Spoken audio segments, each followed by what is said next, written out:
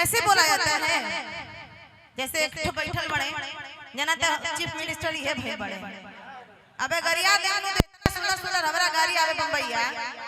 किनका जिंदगी नरक हो जाई काने में से फूल फेंक दे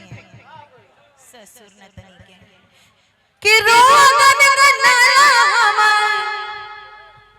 आसी हरे बदनवा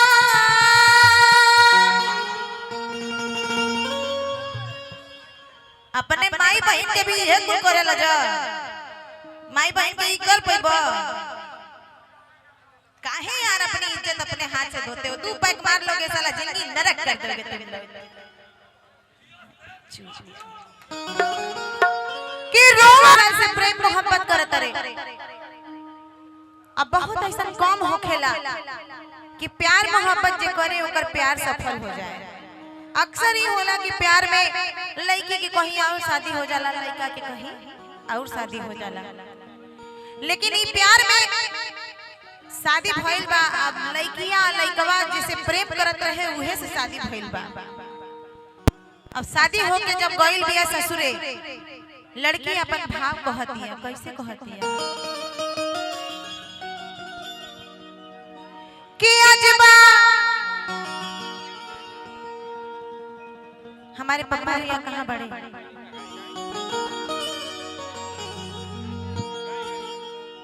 कि अजबा आप पहला मिलनवा आ मिलन सजनी के सजनवा आ मोरा अंग गुलाब जस खिलल बा बदनवा। ए बाबा ये लोग नेवता में आइल बड़ी जाए बुलाओ लो हे लोगन के क्या बाबू अरे देखो तरु अब हम आगे वाली तो आवा ना यार इतना ऐठल हो जा कहाँ जाई कुल ऐठनवा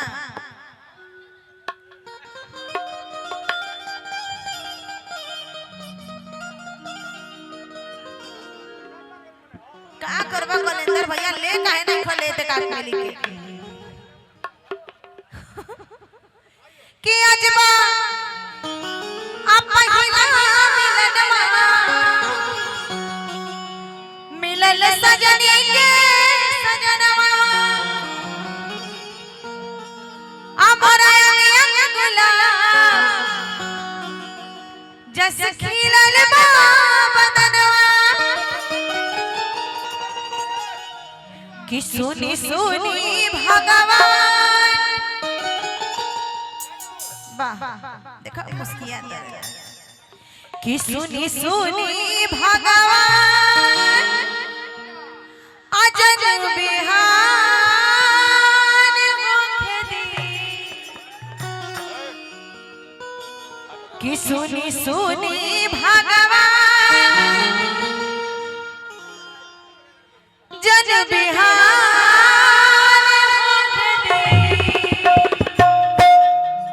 कि आज राजा जी के कोरवे में जवान होके दी आज राजा जी के कोरवे में बिहार होके दी कि अजबा पहिला मिलनवा मिलल सजनी के सजनवा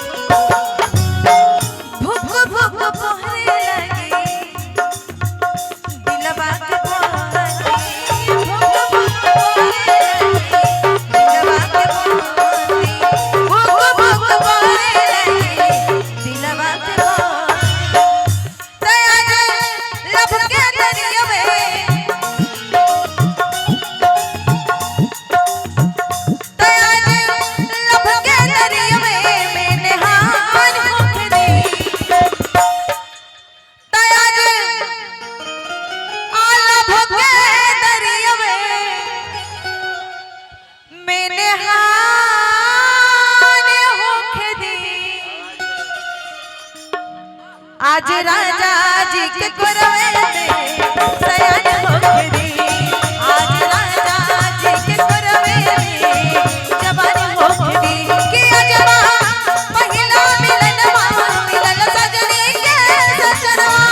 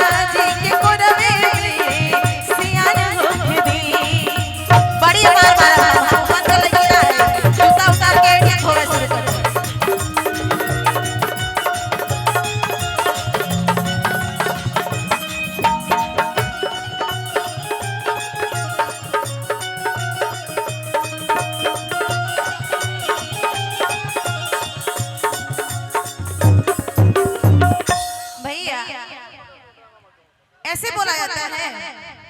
जैसे एक ठो बैठल बड़े जना त चीफ मिनिस्टर ये भई बड़े अबे गरिया देनु इतना सुंदर सुंदर हमरा गाड़ी आवे बम्बईया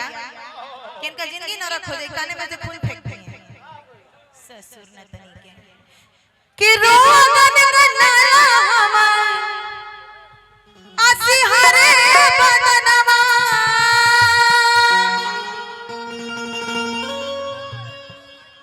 अपने माई बहन के भी ये कुल करे लजा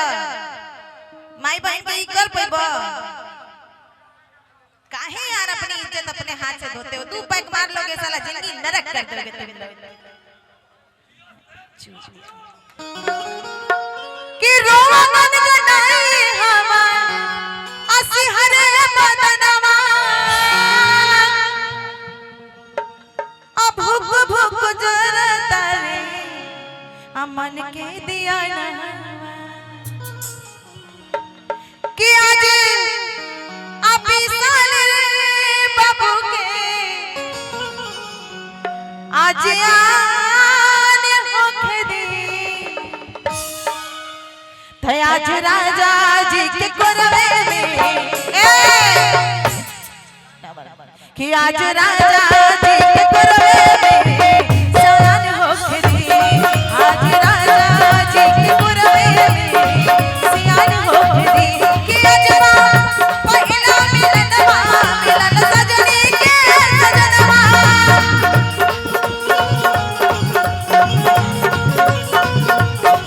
ओरा एक गुलाब जस खिलल बदनवा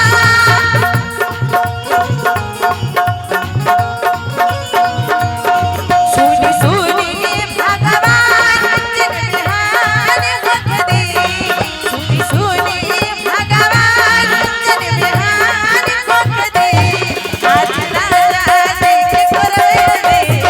सयान होखे दी आज राजा जी के कोरवे में सयान होखे दी